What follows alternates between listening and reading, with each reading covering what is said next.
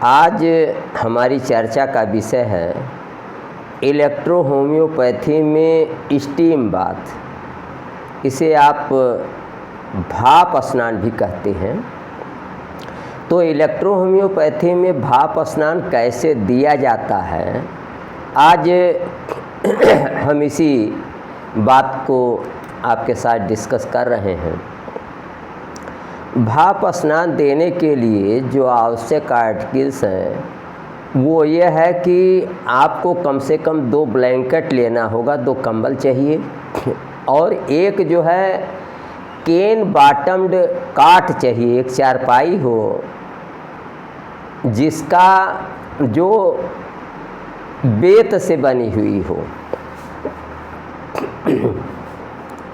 और अथवा एक कुर्सी चाहिए बैठने वाली। ये 2 चीज़ें ले लेंगे और इसके साथ ही साथ एक 15-20 लीटर का भगोना चाहिए। तो आपको करना यह है कि जिस भी व्यक्ति को भाप स्नान देना है उसको, यदि आप केन बॉटम्ड काट बेत वाली चारपाई का अगर प्रयोग कर रहे हैं तो रोगी को पीठ के बल लेटा देंगे, और लेटा देने के बाद उसको कंबल से चारों ओर तक से ढक देंगे ताकि कंबल नीचे तक चारों ओर से लटकता रहे। और जिस भी इलेक्ट्रो होम्योपैथी दवा का आपको भाप स्नान देना है उसकी 100 से 120 गोली गर्म पानी में आप डाल देंगे। 8-10 लीटर गर्म पानी में आपको डालना है 100 से 120 गोली।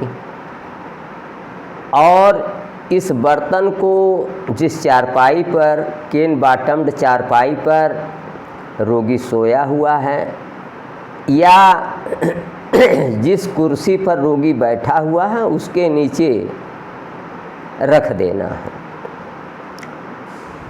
और अगर रोगी चारपाई कुर्सी पर बैठा है तो उसको जो है चारों ओर से ऐसा कंबल से ढकना है कि जो वेपर नीचे से आ रही हो, जो भाप आ रही हो बर्तन से, वो भागने ना पाए, मरीज को लगे। रोगी को चारपाई अथवा कुर्सी पर इस प्रकार बैठाना है ताकि जो डिजीज्ड पार्ट है, जो रोगग्रस्त भाग है शरीर का, उस पर भाप पहुँचे, और रोगी के विशेष रूप से सीने पर और पेट पर भाप पहुँचे।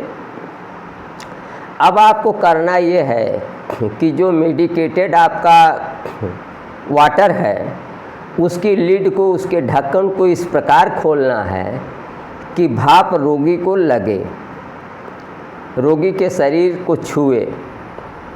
बार बार इस तरीके से आप करेंगे, लिड को खोलेंगे और वेपर जो है रोगी को लगेगी, और ब्लैंकेट के द्वारा पूरे शरीर में वो घूमेगी, पूरे शरीर के चारों ओर। इस तरीके से अगर आप 10-15 मिनट तक भाप स्नान देते हैं रोगी को, और रोगी को अगर पसीना नहीं होता है तो इसके लिए आप पुनः जो है, आप जो मेडिकेटेड वाटर है, जिस पानी में दवा पड़ी हुई है उसको बदल सकते हैं, रिन्यू कर सकते हैं, नया बना सकते हैं, रख सकते हैं, अथवा गर्म ईंटों को भी उसमें डाल सकते हैं। जब गर्म ईंट आप मेडिकेटेड वाटर में डालेंगे तो वह और गर्म होगा और उससे भी भाप निकलेगी। तो इस तरीके से अगर 15 मिनट में शरीर में पसीना ना हो तो आपको पुनः आगे इसको करना है, और इस तरीके से रोगी को बैठाना या लिटाना है ताकि उसके सीने पर और पेट पर, और प्लस डिजीज जो पार्ट है, रोगग्रस्त जो भाग है, उस पर भी वेपर का प्रभाव पड़े। तो इस तरीके से रोगी को इलेक्ट्रो होम्योपैथिक भाप स्नान, स्टीम बाथ देने की विधि बहुत सरल है। और इसको आप आसानी से अपने घर पर कर सकते हैं। बहुत ही सरल तरीके से इसको किया जा सकता है। और यह भाप स्नान जो है पुराने और ज़िद्दी रोगों में जो ठीक ना हो रहे हों वहाँ बहुत ही लाभदायक है। रही बात किन रोगों में किन औषधि इलेक्ट्रो होम्योपैथिक दवाओं का वेपर बाथ स्टीम बाथ दिया जाता है, इसकी चर्चा हम आगे अन्य किसी वीडियो में करेंगे। आज के वीडियो में इतना ही, अगले वीडियो में फिर मिलेंगे। नमस्कार, मैं डॉक्टर प्रेम नारायण।